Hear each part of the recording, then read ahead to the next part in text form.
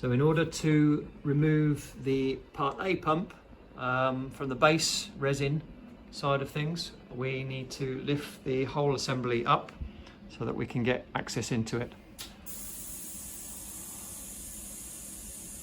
Switch on the front, lifts the whole unit.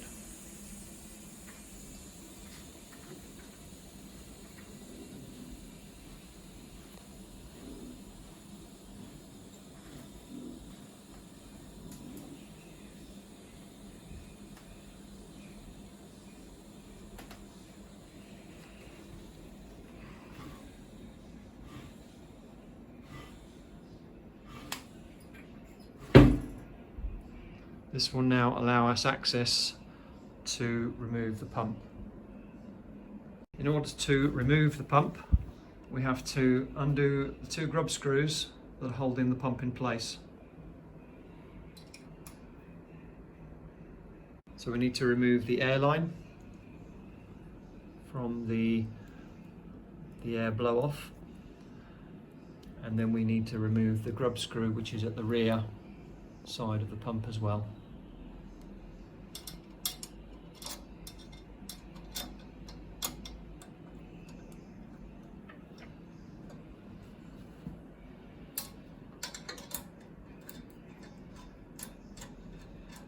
Next, we have to remove the pump outlet from the pump here.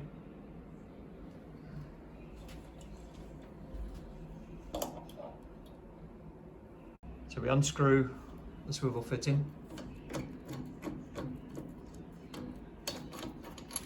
That removes the outlet hose and the return valve from the assembly. We then have to remove the 4 cap head bolts from underneath the pump assembly.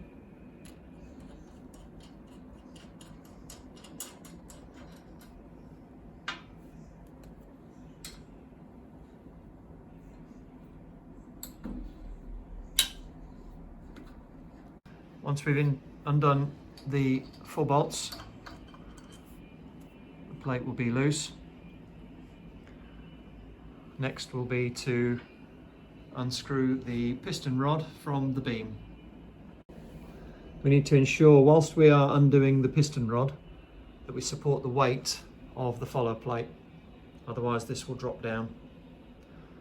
So we undo the lock nut, and then we can wind the piston rod out. We can unwind the piston rod all the way until all of the threads come out from the drive beam.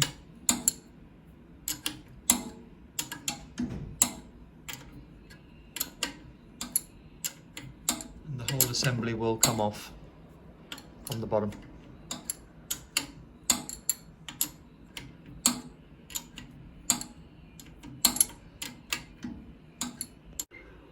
Once you've fully unscrewed the piston rod from the beam, the whole assembly will come out from the bottom, and then we can take this to our bench to service.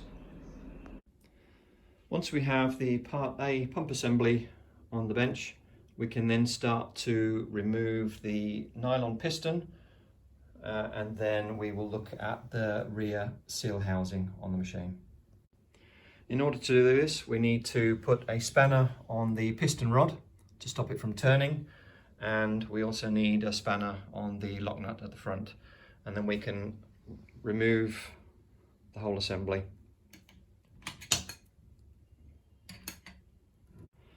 Now that the lock nut has been removed, we can remove the piston.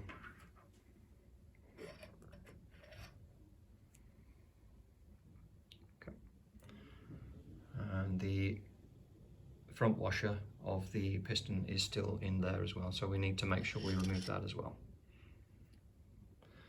Okay, now we have removed the piston, we can start to look at removing the 4 bolts at the rear seal housing here, so that we can remove the rear seal housing.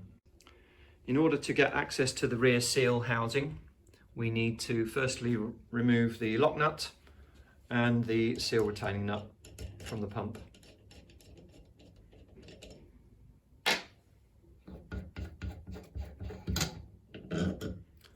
We can see the bearing is actually protruding from the seal housing here.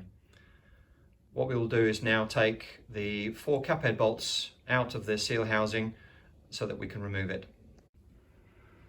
When we remove the 4 bolts from the rear seal housing, we will put the retaining nut back onto the piston rod so that we can grip the shaft seal housing. We'll rotate this and then we can gradually ease the seal housing out from the pump. As the piston has been removed already, then the whole system comes out in one section. Once we have removed the seal housing from the rear of the pump, we can do exactly the same as we have already done with the Part B, i.e. we change the Y-clip seal at the very front, in this case number 7, and we change the 2 bearings, number 4, and the chevron seals, number 8, from the seal housing. Once we have serviced both pumps, we can then just easily put them all back together again the same way as they came apart. So here we have the Part A pump, the base resin, complete. So we put it all together as per the service kit drawing, and we also have the Part B pump here, which is the curing agent pump. We put it all back together again the same way in reverse as we took it apart, and then put it back into the PS20C machine. To refit the Part A pump into the PS20C, we need to do everything in reverse. So we pick up the Part A pump assembly and we just insert it straight into the housing. In this case, we will tighten the piston rod so that locks it in assembly.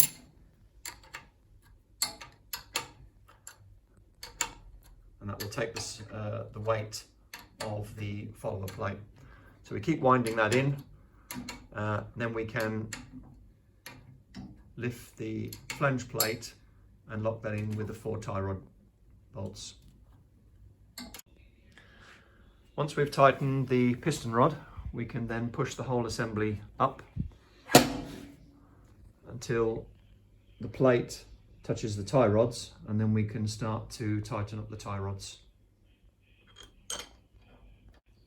Once the tie rods are tight, we can then insert the retaining bolts for the pump tube, both at the front and at the rear of the metal plate. In order to do the Part B transfer pump assembly, which is in here, we do exactly the same as the Part A assembly here. They are effectively the same. So the process is exactly the same.